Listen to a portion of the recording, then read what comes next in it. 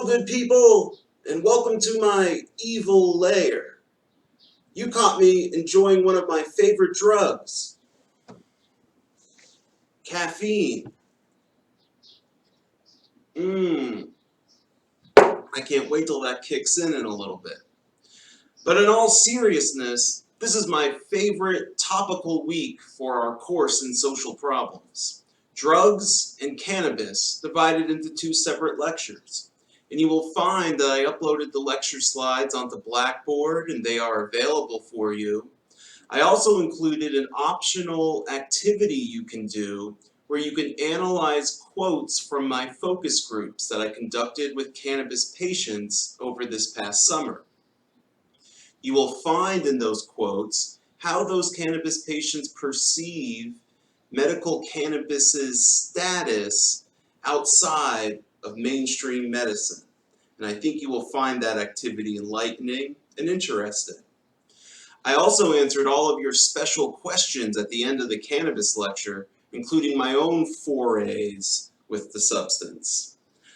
One thing that I did to celebrate our special week on cannabis is I splurged and purchased some meowawana for my boys here.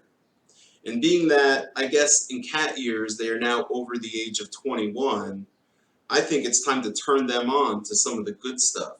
So let's see if this happens. Oh, look at that. They pre-ground it for us. How nice. I'm going to put it in these human drug vessels, these teapods. And I got one for each of them, so they don't need to fight over the drugs. Because we all know when people start fighting over drugs, that's when it all goes bad. Let's see here. Gentlemen!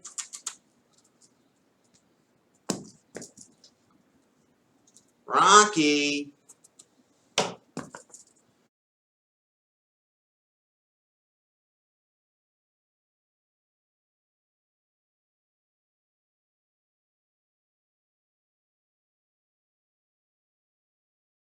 Let's see what they do. In other news, we have 4 required readings this week. You will find on BlackBoard there was a reading called Drugs by Ethan Nadelman. He problematizes prohibition as the solution to the drug problem, and he offers some alternatives that he believes may work better. You will also see a reading called The Social Construction of Drug Scares by Craig Reinarman. And although this is from the early 1990s, it is by far one of the more famous essays in the sociology of drugs. It is very widely cited indeed. The key thing in that essay are the 7 ingredients of a drug scare. What are they? And think to yourself, are they applicable to the current opioid crisis that we're experiencing? There's also a reading called Race, Class, and the Framing of Drug Epidemics. That is a good piece on intersectionality and how our responses to a drug problem vary between communities. And indeed, communities with a good deal of privilege, whether it's racial or class privilege, they seem to get calls for therapy and treatment above those of getting tough on crime. The 4th and final reading is by a person named Matt Reed. Oh wait, you know him, that's me. It's actually an appendix from my recently completed dissertation. Please read the dictionary where I define a lot of cannabis-related terms for you.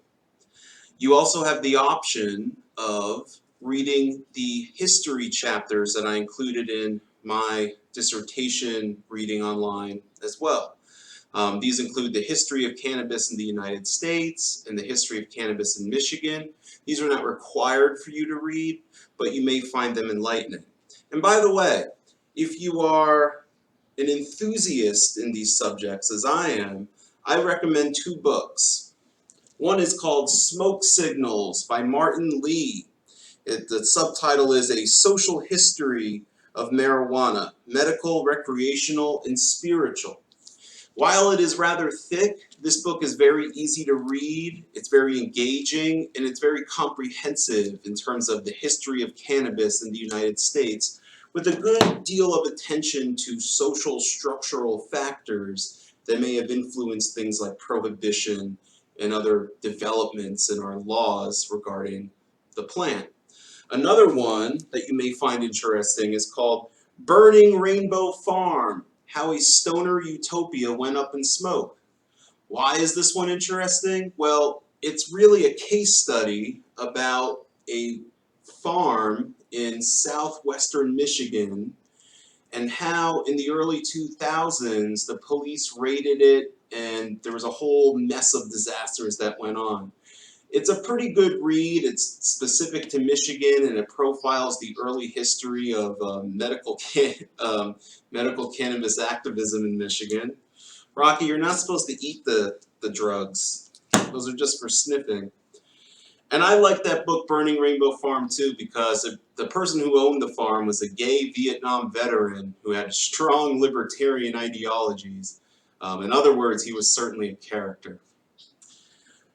Other announcements. Well, Reading Journal 4 is due this Friday, so please get that completed. But remember, you do have the option of sitting out for a reading journal, and it won't count against you. Also keep in mind that the final project is due next Friday, so you have a little over a week. Likewise,